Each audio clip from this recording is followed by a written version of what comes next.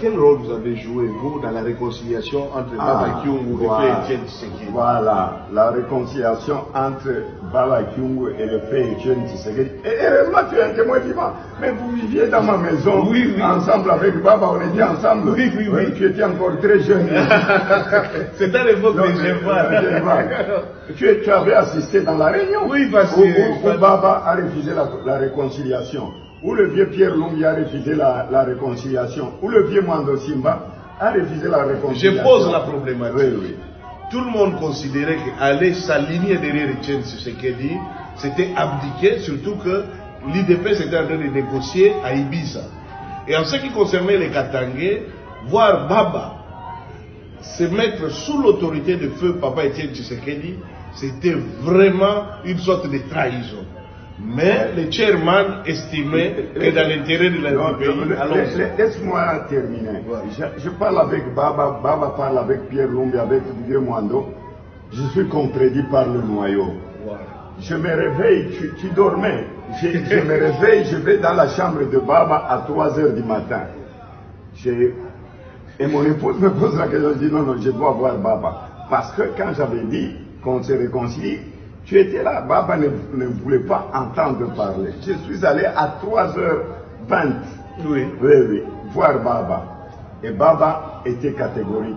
J'ai dit Baba, le problème ce n'est pas Etienne Tshisekedi, le problème, je dis mais moi j'ai eu, il me dit lui-même quand ils étaient arrêtés parmi les 13, et on leur donnait des coups de fouet, 13 fouets chaque matin. Et Tshisekedi ne supportait pas le fouet. C'est Baba qui prenait les fouets à sa place. Il dit si j'ai pris le fouet à sa place et comme on me traite aujourd'hui, je ne suis pas d'accord. Je dis Baba, enterrons le passé, voyons voir l'avenir de notre pays. Et nous sommes restés de 3 h 30, toi tu ronflais. Je suis sorti de la négociation à 6 h 15. Et Baba, 6 h 15 ou 6 h 16 du matin. Et Baba me dit, petit, comme tu tiens, je vais convaincre Pierre Lumbi, je vais convaincre Mwando Simba, je vais convaincre José et Ndundu. Mais sache que ces gens, c'est ce que Baba m'avait dit, ces gens un jour, ils vont cracher sur toi quand ils auront le pouvoir. Je dis, même s'ils crachent sur moi quand ils auront le pouvoir, au moins j'aurais fait une réconciliation entre toi et le peuple kassaïen. Et c'est comme ça que Baba existe. Et ce que Baba m'a dit, il y a des personnes qui sont en train de cracher sur moi, mais je ne regrette pas. Cette unité, ce rapprochement que j'ai amené entre les choses. Même Félix lui-même me disait, mon frère, est-ce que tu crois que Baba peut se mettre sur une même table avec mon père? Et j'ai dit, fais-moi confiance.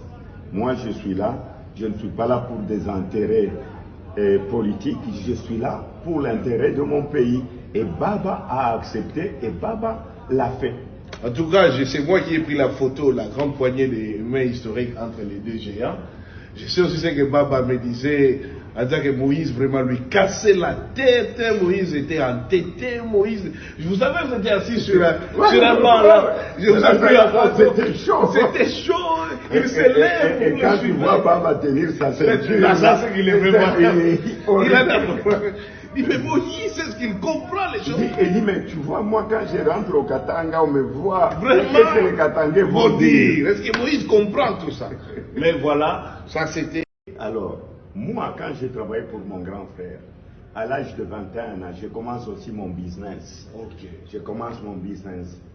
Je commence à acheter le poisson salé parce qu'on était dans le poisson. Et j'étais en train de fournir dans les internats. L'internat de la Kafoubou, chez les filles et chez les garçons. Les catholiques. Les catholiques, à Louisha. Et je fournis aussi chez les méthodistes quand j'étais jeune. Donc, vous conduisez vous-même? Je conduisais des camions remorques, j'ai été en Afrique du Sud, j'ai été partout. Vous-même au volant? Moi-même au volant. C'est les gens qui ne connaissent pas l'histoire de notre pays, qui demandent à la famille Umbakiamitala, qui demandent au ministre Njoloko, qui demandent aux vieux Muyumba Maïla qui sont à Lubumbashi. Moi j'étais un bosseur, je suis un touche-à-tout. Quand vous voyez la photo là où je suis, dans mes chambres froides, après avoir progressé, après avoir fait 2 millions, moi quand je trouve mes travailleurs en train de travailler, Moi-même, je mets la main à la pâte. Je nettoyais le poisson avec eux. Il n'y a pas de honte là-dedans. Mais vous sentiez les poissons là? Non, mais oui, j'entrais dans les chambres froides, je soulevais des caisses. Et même aujourd'hui, si je dois le refaire, je serais fier. Ce n'est pas l'argent volé de l'État. Je ne suis pas venu le poche vide. Précision. Moïse Katumbi, vous n'êtes pas millionnaire dans les mines, mais vous avez commencé à être millionnaire en vendant du poisson. Non, mais en vendant le poisson, j'ai eu mon compte à la Belgolaise à l'âge de 21 ans. Et les gens de la Belgolaise existent, M. Thierry Clesbois, M. Yves Kipers qui était à la BCDC, M. Moretti. Ils peuvent vous dire, moi j'ai eu mes millions très jeune. Et les gens qui ne connaissent pas l'histoire, c'est leur problème. Moi, je ne suis pas arrivé en politique pour avoir mon premier million. Et j'ai créé la société MCK. C'est en 1997. Je n'étais pas gouverneur. Les images existent. J'étais le premier Congolais à l'époque. Et c'était le PDG de l'époque, c'était Mbaka. Et avant, je fournissais toute la farine de la Gécamine. Quand on vous parle de saisie, de tout ça, je fournissais et la farine, et le charbon à la Gécamine, et les entrants. À un moment, j'avais déjà fait un prêt à la Gécamine de 58 millions de dollars à la Gécamine. Et Katumbi, à cette époque, avec 27 ans. Et j'ai encore le contrat avec la Gécamine. On vous a jamais vu parler aussi spontanément, c'est rare. Non, mais parce que comme on est ici, on est en famille, je vous dis, ce que je fais dans ma vie. Donc je ne suis venu de nulle part. C'est pourquoi j'ai toujours dit, organisons une table ronde. Les gens qui achètent des maisons, des immeubles, ils mettent au nom de leur tante, de leur frère. Non, moi je garde tout ça à mon nom, au nom de ma famille, parce que je peux justifier.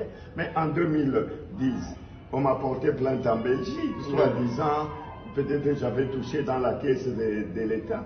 Mais j'ai gagné le procès et en Belgique et à Londres. Précisons que vous avez été plusieurs fois audité, ce n'est pas à ce niveau-là. Mais quand on devait démissionner du gouvernorat, on était à 7 gouverneurs. Non, président, vous en êtes trop loin. Revenons à la personne que vous êtes.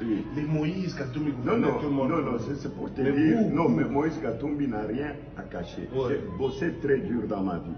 J'ai passé des nuits sur le lac Mouero et sur le lac Tanganyika, en faisant la pêche avec des bateaux. Attention, vous-même, académie. À l'intérieur, j'étais le patron, mais je pouvais rester, m'amuser comme tout le monde, boire du chivas ou boire du champagne jusqu'à 5 heures du Donc vous n'êtes pas un patron de bureau, vous travaillez, vous mettez la main à la main. Même quand j'étais gouverneur, combien de fois je suis resté dans le bureau? J'étais sur le chantier. Moi, je suis un homme de suivi. Donc j'étais sur le lac, j'ai nettoyé le poisson, j'ai aidé les travailleurs, je parlais avec eux, j'aime discuter avec les gens. Pourquoi je marche? C'est des choses que je fais quand j'étais encore dans les affaires.